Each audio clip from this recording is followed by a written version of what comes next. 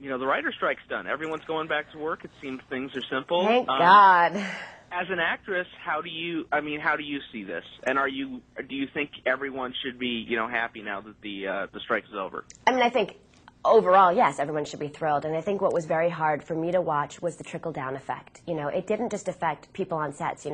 The writers, had a wonderful cause, and they deserve what they got. But at the same time, it put out of work grips and electrics and caterers, and then it trickles down. It's restaurants near the studios and caterers and limos. So it was just, the overall effect was really damaging. I have to say that in both cities that I live in, New York and Los Angeles, it was a very bleak Christmas.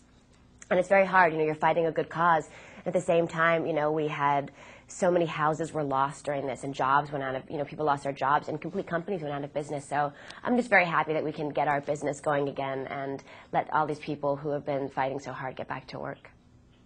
What project? And I'm ready for television to come back. Yes, you and me both.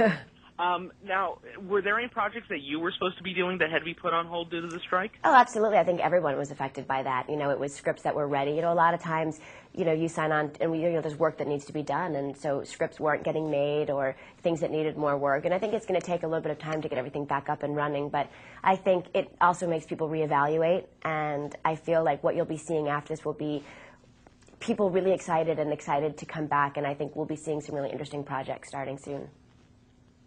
What projects are on the horizon for you? Next out, I have a movie coming up with Lee Pace, who stars in Pushing Daisies. It's a project called Possession. It's sort of this kind of messed up love story thriller type movie. I see. Now, do you prefer, you did Buffy for like 7 years. Do you prefer doing television or doing films? I don't think I prefer one or the other. I think one of the fortunate things about the way this industry works these days is you can go back and forth so easily. It's a very seamless transition, and you're not a television actress or a movie actress or actor. You can do both. And right now, I think some of the most exciting things I've seen recently have actually been on television, and I think some of the more evocative and innovative productions are being done there. So, it's a great situation to be in. You talk about how you were just talking about how television has been very adventurous and very forward-thinking. And the show, and Buffy the Vampire Slayer was definitely one of them that helped start with that sort of, forward-thinking drama, because it was an adventurous show that really hadn't been done before. Are you surprised at the impact that show had on television? Yes and no. I think you're always surprised when something becomes that iconic, and it's very exciting. But at the same time, I knew that show was something special, and I knew that it hadn't been done, and I knew that there was a place for that. And I think it's very tough to have female-driven projects, whether it's movies or television, and I think Buffy really started the way for these projects led by females, these strong, independent women, and I'm so proud of the show. Now, I have kind of a serious question here. When I was talking with some of the fans of your show, we brought up the history and talked about how you're so well associated with it. Are you afraid at all of being too closely tied with the character that might hinder your acting career later in life? I think it's what's known as like the Adam West effect. Afraid of being known as an incredible, three-dimensional, wonderful character on an iconic show?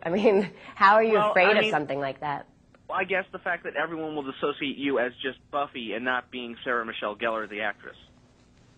Fortunately, that hasn't happened so far. I've had a chance to be in some wonderful projects. I had a movie recently come out with Kevin Bacon and Andy Garcia and Forrest Whitaker and Brendan Fraser, and I worked with Alec Baldwin last year. I've worked with so many amazing people, and that's just a hype that I think people like to spread, but I don't think that's really the case with anyone. I don't see Jennifer Aniston being afraid of being on a wonderful show like Friends, and I don't see Jen Garner being afraid of Alias. Television is a very different medium than it used to be, and I think it's something that we're all very, very proud of. And you know what? So be it if it's something people associate. I'm proud, as I'm sure all of those other actresses are proud, to be associated with such wonderful projects. Now, I also know you're great friends with Seth Green, and I've seen you do lots of stuff with Robot Chicken. On a scale of 1 to 10, how much fun is that type of show worth doing? 22. It's on so many levels. One, just being one of Seth is one of my closest friends and has been for so many years. So to see something that's his brainchild and something that he has worked so hard that really just comes out of his head come to fruition is just really exciting. And it's just a blast, and you get to do it. I was there a couple weeks ago. Breckenmeyer and I were doing stuff together, like friends you haven't seen in a long time. Kristen Chenoweth and I were there doing stuff the other day. Everybody wants to be a part of it, and it's definitely a party atmosphere when you're there. What type of project have you been wanting to do? Is there anything that you would love to have fall in your lap that you haven't tried yet or done yet? I mean, I like doing projects that are different. I like doing characters that I haven't done, trying to explore different things. And so far, I've been really fortunate in having to do that. So no complaints. Okay. Well, I got to go here soon. I do have one more question. It's probably one everyone's, usually asked you, which is, are we ever going to see any sort of reunion with Buffy the Vampire Slayer? We are actually. We're doing a reunion on March 20th for the Paley Film Festival. We're all getting together and we're doing a retrospective of the show and getting the cast together, which will be the first time that everyone's been together since we're done. So everyone's really excited about that.